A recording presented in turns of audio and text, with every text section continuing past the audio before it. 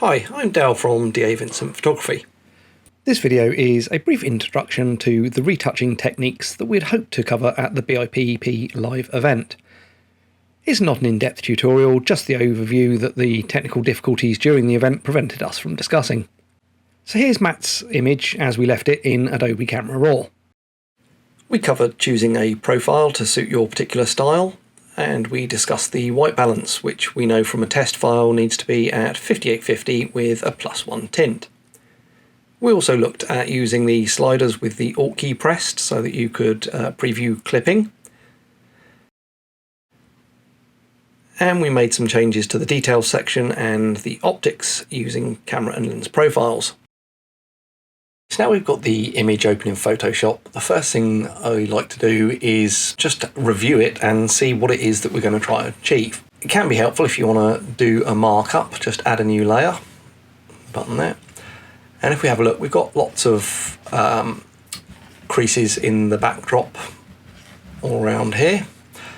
We've also got some creases down the floor. And if we zoom in a bit, we can see we've got a large area of magenta to the skin here and here.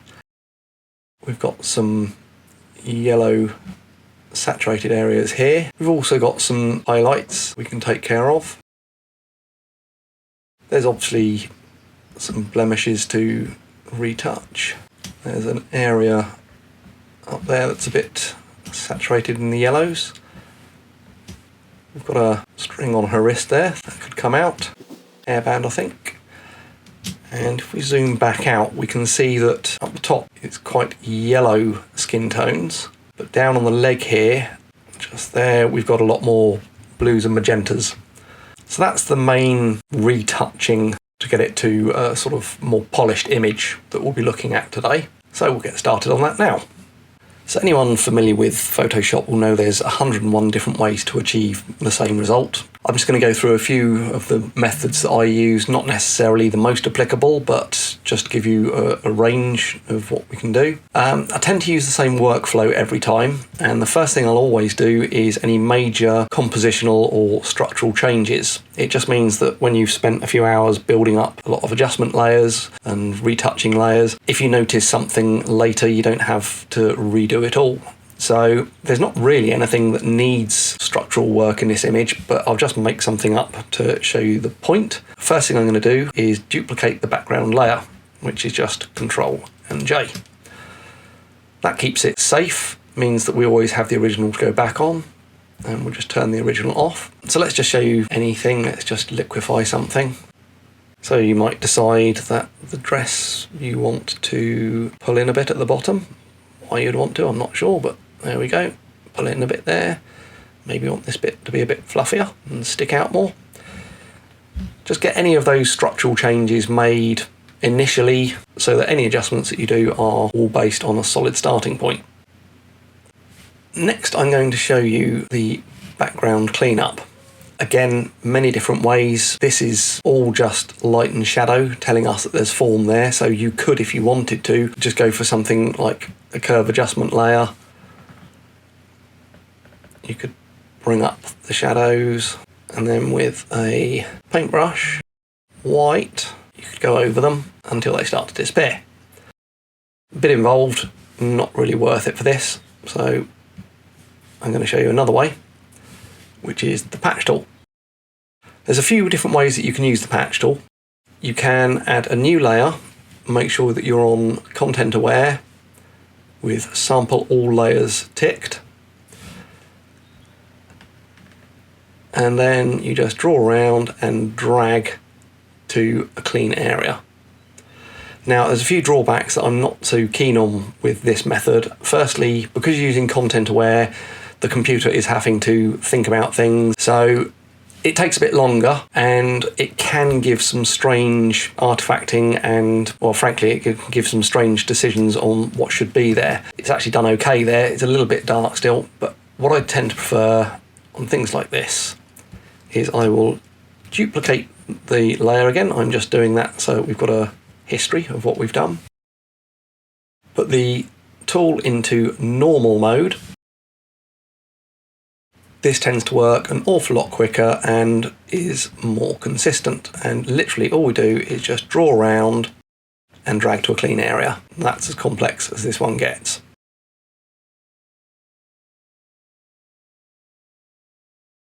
So I'm just going to keep going over these individual areas and get it all cleaned up.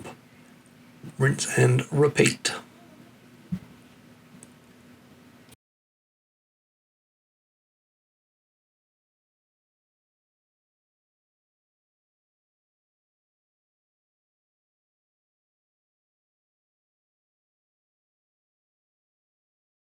Okay, so now we're going to move on to the floor. You could use the same technique, but just to show you a different one, we're going to use a filter this time. So I'm just going to duplicate that layer again to keep that history of what we're doing. And we're going to use the median filter. Median filter quite simply averages out the values of pixels around it depending on the radius you set. The higher the radius, the more blurred it becomes. As you can see down here. So all we're going to do is we're going to look at the area specifically that we're trying to address, and we're just going to up the radius until they disappear. And typically it was pretty much in the right place. Now obviously we're only working on the floor area. We don't need all the top bit, so we'll just get rid of that. And then we're just going to add a layer mask, fill it black, and then going to select a paintbrush, make sure it's white, and we can literally just paint out all of the detritus right here.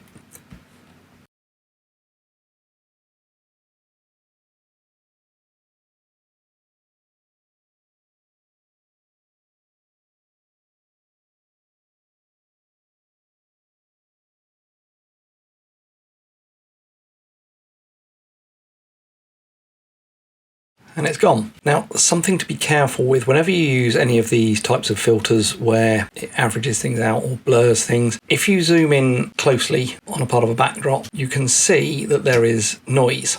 If you now look closely down here, there's none. So it's always important just to add the noise back in. So we'll just go into add noise, and we'll just try and match the existing noise.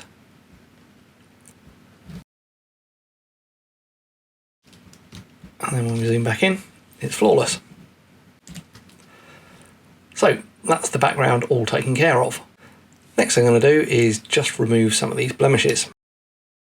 So for that, we're going to add a new layer, and I typically do the majority of that with the spot healing brush tool and content aware, sample all layers checked. Typically work between 100 and 200%. You don't want to be too close. 200 is a little bit excessive, but it does make it a little bit easier to see. If you zoom in too close, then you tend to overwork the image.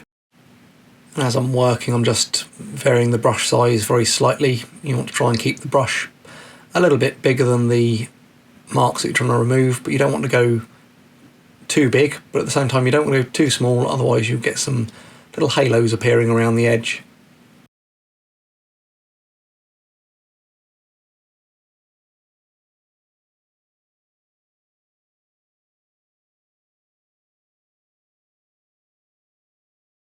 For areas like this, it can be a little bit hit and miss with the spot healing tool.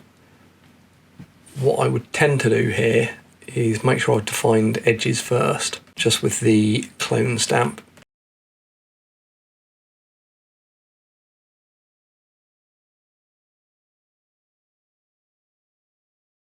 And then go back and fill in the rest with the spot healing tool again.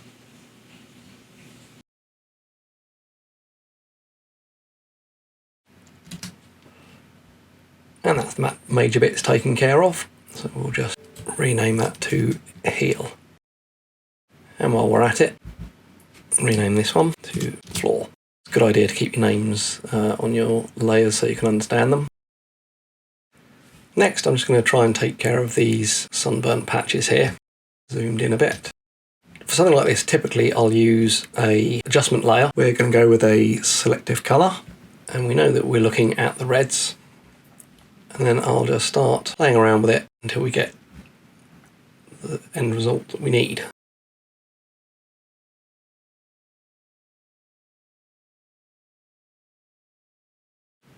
Now the observant among you will notice that this has affected all of the skin. That's because we haven't targeted it at all. So really what we need to do is to create a mask so that we're not affecting all of it. To do that, I am just going to add a hue saturation layer, and I'm going to pump up the reds. I'm just going to increase the yellows like so. I'm just going to up the lightness on the others, apart from the magenta.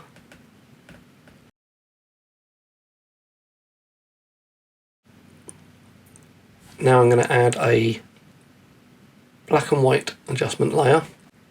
I want to really drop down those reds. I want to up the yellows.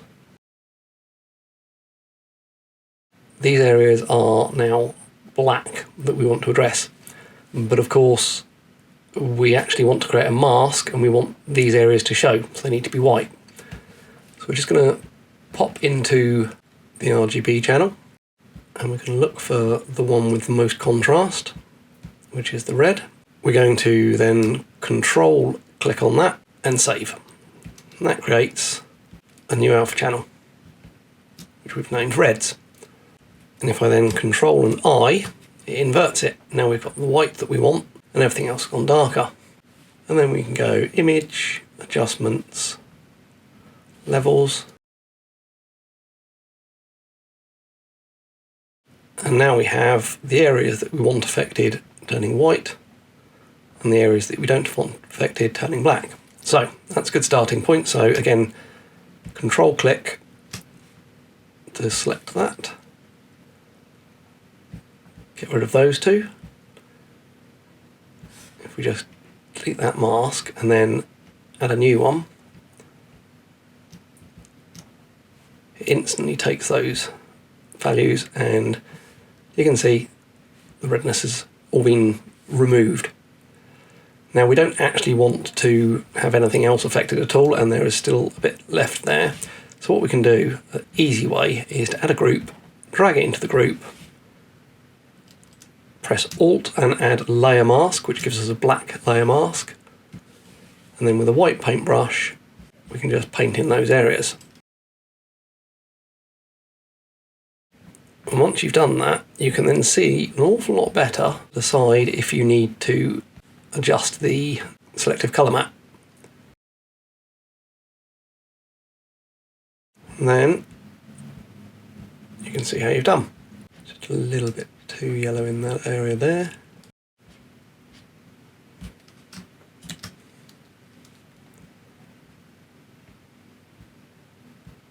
So we haven't completely destroyed the tones, but we have reduced the redness. So now we'll take a look at adjusting the yellow parts here. Basically do the same thing, we're just going to use a slightly different approach just to show you some other ways. So first of all, we want to make sure we're only working in those areas, so we shall use the channel mixer this time. With the channel mixer, we're just going to try and get the same result effectively. We're going to, we know we've got no greens there. Helps if you click monochrome first. We know we've got no greens. We're going to up the reds, and you can just see now those areas starting to peek through. Now we can see we've got the yellows areas are appearing. So we can now go into here, we can control click on the RGB. It says no pixels will be visible just because it's not very white at the moment. But we can now turn that off. We'll go back into the group that we were in, and we shall use hue saturation. Now because I created the layer after control clicking on RGB, it's applied that value straight to that. And we can then, again, image, adjustments, levels, it's all a bit muddy, so we're going to drag the slider across and just fine tune that a little bit.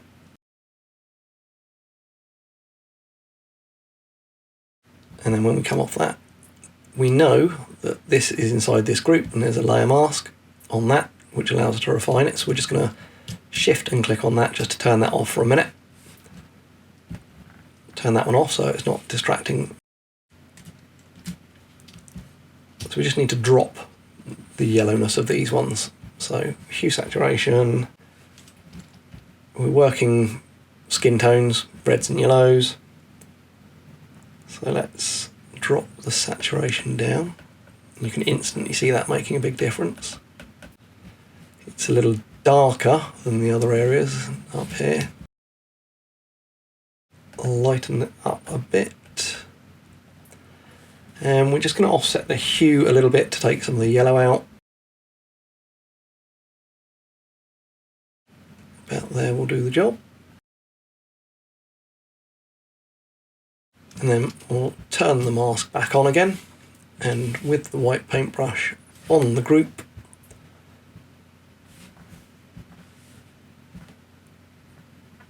painting it, and it goes green. Why is that? Because just turn this layer back on, and that one's affecting it. Now we know we don't need the red in that area, so we can just paint it back out. And we know we don't need it there. And we know we don't need it there. So now when we look at this, you can see I've just blocked out from there. So when we're working on the group layer, painting back in white, it's just taking that yellow out. Like so. Okay, I'm just going to rename this group. Next we're going to tackle the fact that the legs aren't really matching the upper torso. Now, before you try and adjust this, it's quite difficult. There's a big old gap there, and you've got a big lump of green colours in between, which are going to affect how easily you can see what you're adjusting and anything to compare it to. So the first thing I'm going to do, just to make it easier, is I'm going to add a layer, get the clone stamp, and I'm just going to clone a bit down here. We'll take it from over here actually, so we can see the difference. Now the only thing to note is that the legs are obviously a lot lower lit than the upper body. Now we might want to increase it so that it's closer, or we might want to accept the fact that the fall off from the light is making these darker. We can just add a curves adjustment layer, click this little button here, which clips it to the layer below, or if you don't want to use that button, you can Alt click, does the same thing, and we can just drop that down so that we're closer sort of brightness. And we'll just turn that to luminosity so that it's not affecting the colour of that patch that we've just put on there at all. Now we've got something to work to, and as long as we work below those layers, we'll be able to see the difference. What technique should we use for this one? Okay, let's do the selection with hue and saturation. So again, we're working with the reds and the magentas, so we're going to up the saturation a ton. That's nice. Brighten that up to make it a little bit smoother down here. And the yellows are affecting too much around it. So we've really saturated that up now. So we shall do a saturation map. So, selective colour. Saturation maps, you basically, in all of these drop downs, you drag it, the black to -100, and then the whites, neutrals and blacks you drag to +100. And you can see that's done a pretty good job of giving us that area there. The shoes are included, but we won't worry about that at the moment. So we shall go into channels, Control or Command, click RGB to make the selection. And then we are going to adjust this with, I think we'll do a curve. And so as I had that selection made, when I made the curve, we've now instantly got that there. And we can just fine tune that. Get those blacks deeper. Bring the whites up, and the midtones we can just shift up a little bit. Don't want to go too far. Want a nice natural selection. Okay, we can now turn off the patch layer for a sec. No, didn't mean to do that. Meant to leave those on, because that's what we need. This is what we've got, and this is what we've got to adjust. So back on those curves. There's too much blue in there, so we're going to drop the blue down, which will make them more yellow. And we're going to increase those reds a bit.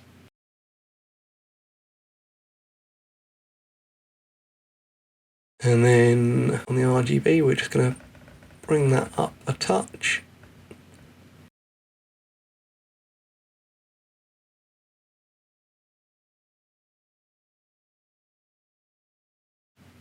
Put a bit of red back into the shadows by bringing in the green tiny bit. And as you can see, that's not a bad match. We have just got a little bit more yellows in the lighter areas, so go into the blue. Let's just bring the blue in a tiny bit at the top. That's pretty good. Now we can turn off those patches. Now we can do what we did before. We can add a group, shove it in the group. That means that this is protected. Alt on layer mask so that it produces a black one, and then we can paint in. We can paint in fairly loosely.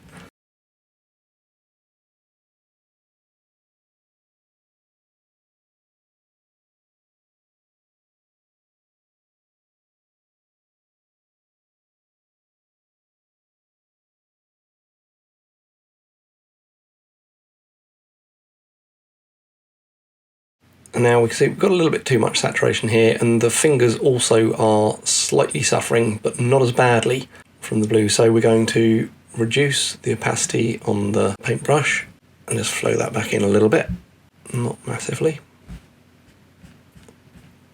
And we may then decide, well, they're quite ready hued, and we did have a thing to reduce the redness down here, so we can have a play and see if we can just drop that back a little bit.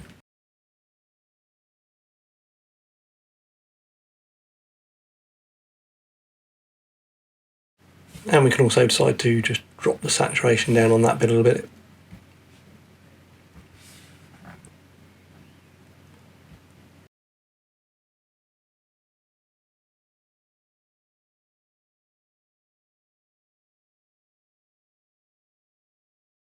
When you zoom out, you think to yourself, it's a bit dark.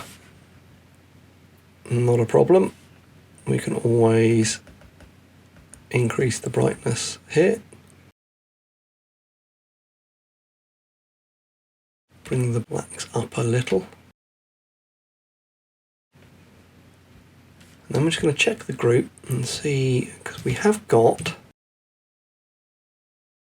there area which is not being, that's why.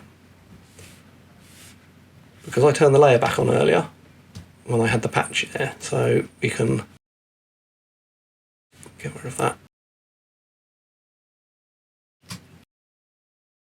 And I'm going to put all of these colour adjustments here into one group, just so I can show you the overall effect.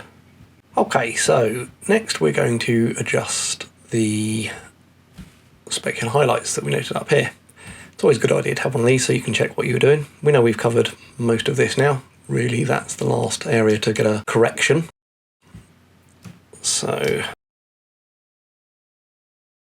here we've got the specular highlights. So I'm going to show you another technique, which is luminosity masking.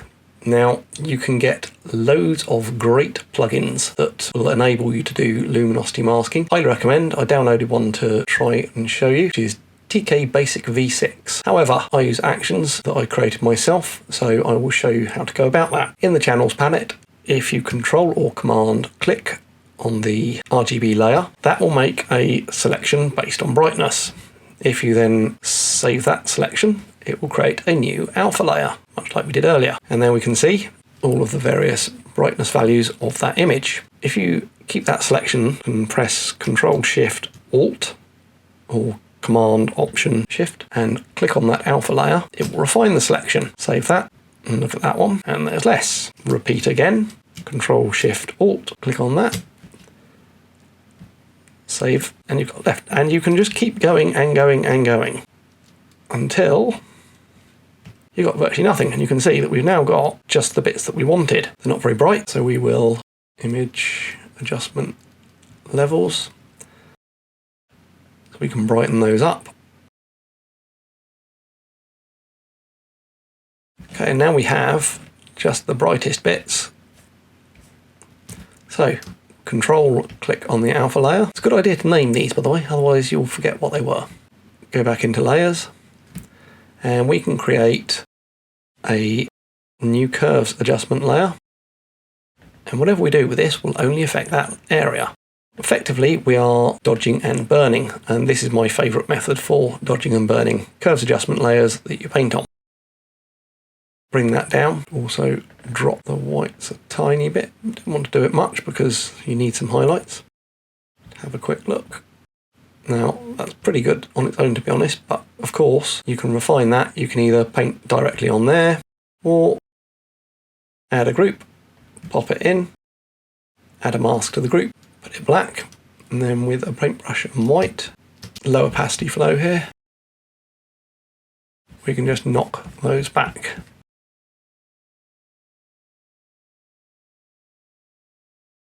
And there you can see that's just those knocked back. If it's too strong, we can just drop the opacity back a bit on that layer. So really the next bit is to do any dodging and burning that we want to do. Now we've already done a bit there, obviously, but that was very heavily targeted. What I tend to do is get rid of or reduce speculars to a point I'm happy, and then I'll create a couple of burn. Just drop that outside the group so it can be seen, and then fill it black. I'll do a second one, which is micro burn,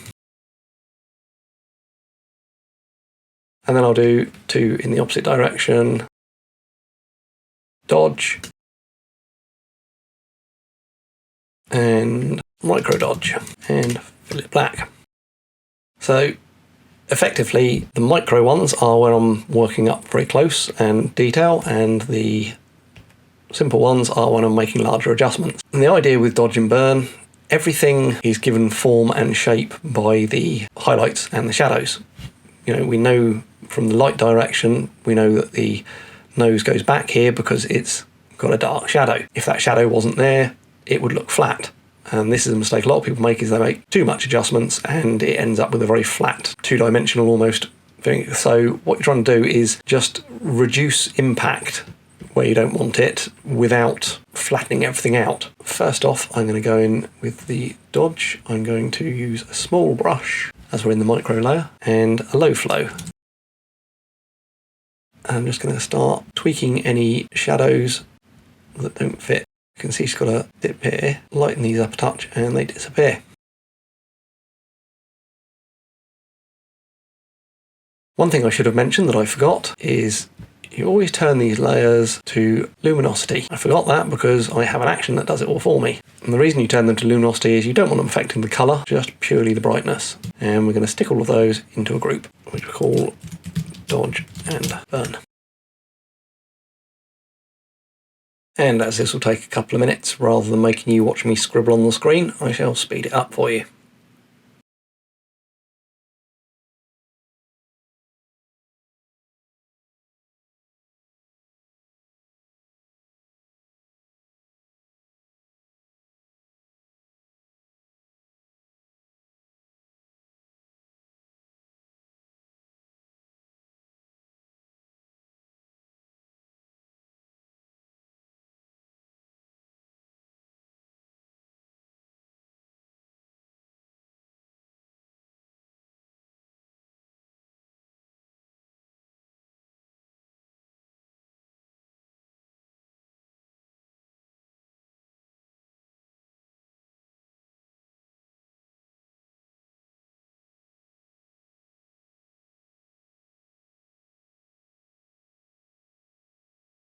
So once you've played around with the micro for a bit, didn't mean to zoom out, not that far anyway, quickly turn it on and off, and you can see the difference. And not a hint of frequency separation in sight yet. Okay, so now we've got the macro dodge and burn, and that is just broader strokes.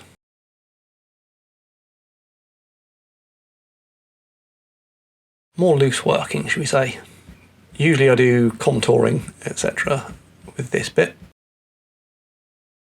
And just check every once in a while, make sure you're still happy.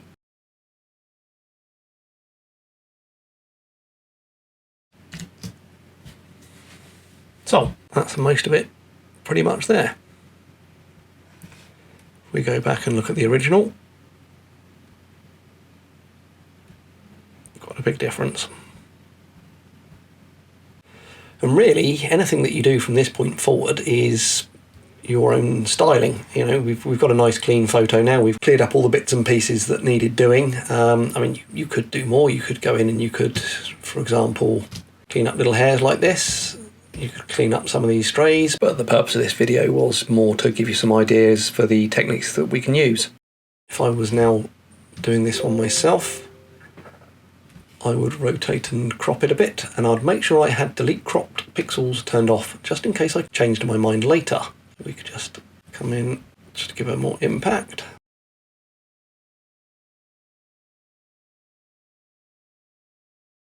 Like so.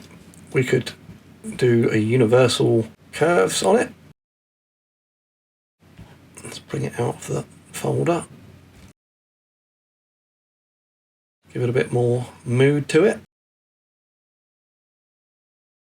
We could grade it. We could use it using a gradient map. Gradient maps are great and they're quite simple. All they do is they map the luminosity to a gradient. It's a great way for doing black and white. You can change the feeling very easily. Now if you are lazy, which I can quite often be, you can even go into the photographic toning ones and you can just pick a gradient at will. And you can either apply it as a soft light or as a colour and drop opacity down. That just warms everything up. Let's do a nice vignette. Everyone loves a nice vignette. Set a little circle. Add a curves adjustment. Invert it by pressing Ctrl-I on the mask. Whack that down and you think, well, that's no good. But then all you've got to do is double click on the mask and you can feather it to your heart's content.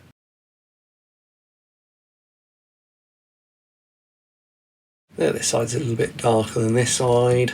Might be nice just to tone that down a bit. So do another curves layer. Drop it down. Gradient tool, white to black. Opacity a bit rich. So there we go, that's start to finish. I hope that's been helpful and I'll see you next time.